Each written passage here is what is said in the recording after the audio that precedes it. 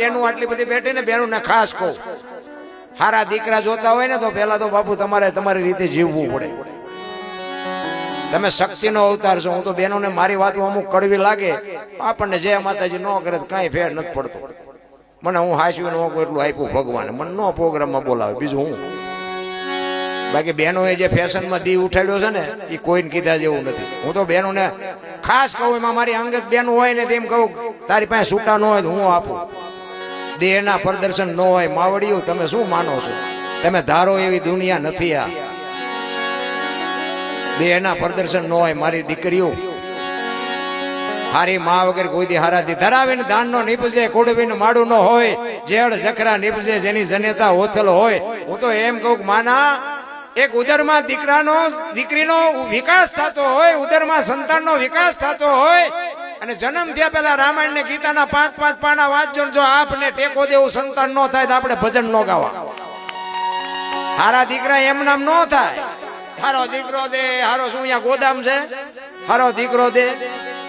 આપણે વાપવું નથી. વહુ હારો ભેગા પાણી પૂર્યું જોતા હોય, બોલો અહીંયા પરજા જેવી થાય.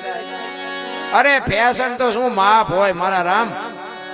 ફેશન હું કહું કાંઈ કોઈ નથી વટવાની મારી વાત નથી. ભગવાને આપ્યું, ખાઓ પીવો વાપરો મોજ કરો, પણ તમે સાબિત શું કરવા માંગો છો એ નથી ખબર પડતી. એમાં અત્યારે તો બાપુ હાલ્યું છે, તમે જોવો તો ગમે દીકરી ગમે ત્યાં વહી જાય.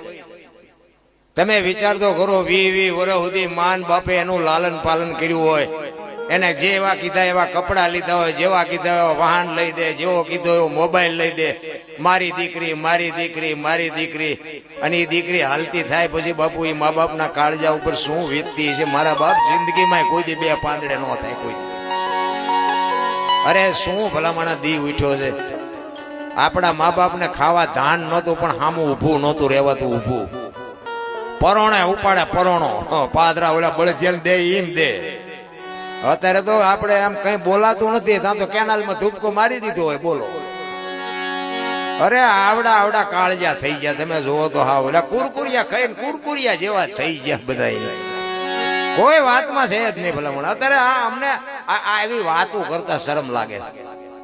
કોક ડાયો માણા હોય તેમ કે હવે દુનિયા બગડતી જાય છે ને શું તમે આવી ડઈ વાતો કરો છો, દુઃખ થાય છે. હું કોઈ અહીં સારું લગાડવા તમને નથી આવ્યો, પણ અમે આ બધું જોઈએ છે ને તે દુઃખ થાય છે. અમુક બાપુ જે મા બાપ રોવે છે ને એને આહુડા લોહવા વાળું કોઈ નથી. એ તો જેના માથે વીતી હોય એને ખબર હોય. મારા રામ ભગવાને આપ્યો બધાને બાપુ બંગલા ને ગાડીઓ મળે તો કપાવીડવા કોણ જાય? બધાને ગાડીઓ બંગલા હોય. એ તો આપણા મા બાપ સંસ્કાર જોઈને જ આપે. અને તમારા બાઇકમાં હશે ને તો બંગલા ને ગાડીઓ નહીં હોય તોય થાય, અને નહીં બાઇકમાં હોય ને તો હશે તોય વયું જાય. ભગવાન ઉપર ભરોસો રાખો. આ રામદેવજી બાપાનો બાપુ દાખલો છે. બેન સાચી હતી તો બાપુ એના 2 આહુડા પડ્યા તો મારો નાથ પોગી ગયો કે ન પોગી ગયો. એમ તમે સાચા હોય ને કદાચ દુઃખનું વાદળ ચડે ને 4 દિવાલ વચ્ચે 2 આહુડા પાડજો ને યાદ કરજો, મારો રામ તમને અડધી રાતે બાપુ આવશે.